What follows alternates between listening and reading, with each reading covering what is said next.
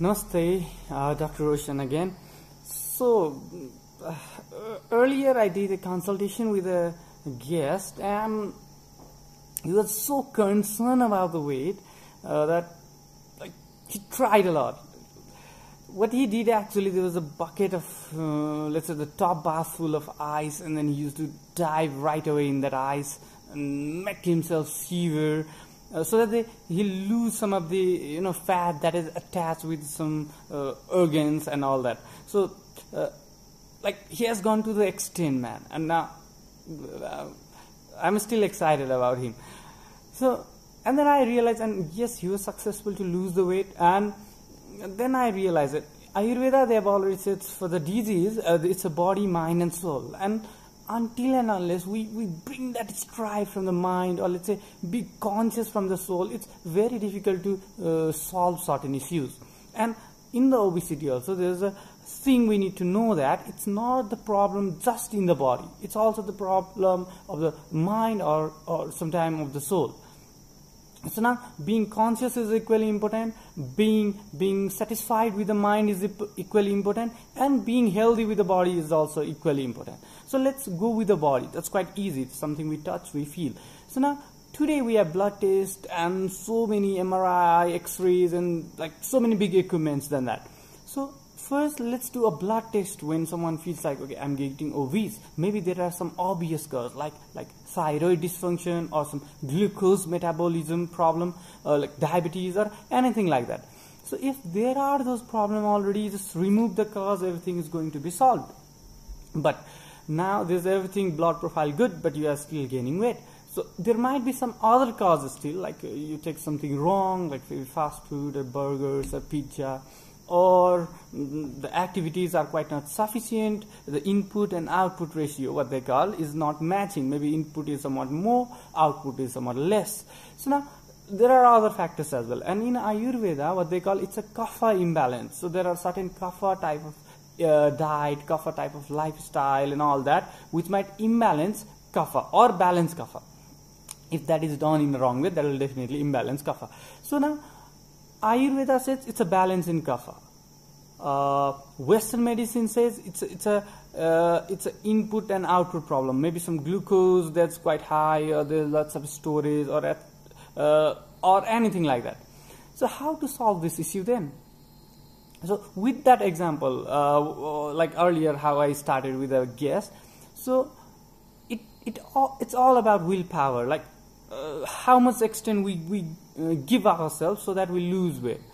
And to use that, there are certain techniques, and one of the techniques is written in Ayurveda. So now I'll share that technique. Okay, now everyone carve for their favorite food. Okay, it's obvious, I like some vanilla ice cream, then I carve for the vanilla ice cream, and I don't think about, okay, I'm having cold or sinus problem or anything, but I want to eat, then I feel like I'm eating, I know literally my mind is saying, okay, this is something to avoid at the moment, but I like to eat, then I don't think about anything else, so I eat. So now why this happens to us? Because we actually, what Ayurveda says, we never train, and this is also in the yogic philosophy. So what Ayurveda and yogic philosophy or ancient philosophy, it says, because we have never trained our mind to control. Every time mind is controlling us. So how to train at the same time, how to get benefited from, let's say, eating the same amount of food, or how to make ourselves to stop eating those food.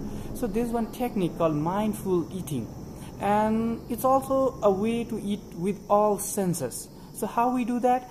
There's a food, okay, there's the ice cream. So first see the ice cream with eyes. Now eat with eyes, see for a moment, take a time and just see color, texture, and then smell. Not just ice cream, any food. This is just an example, so, and smell the food, and then touch, feel, or touch with the mouth and feel, and then chew, or try to listen the sound, or while eating also just listen the sound, go with the ear senses, and then taste, and then only put below the esophagus.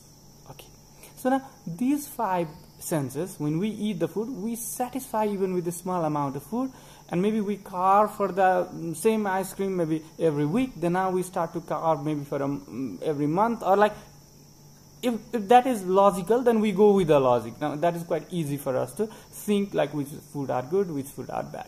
So this is one technique that we can apply.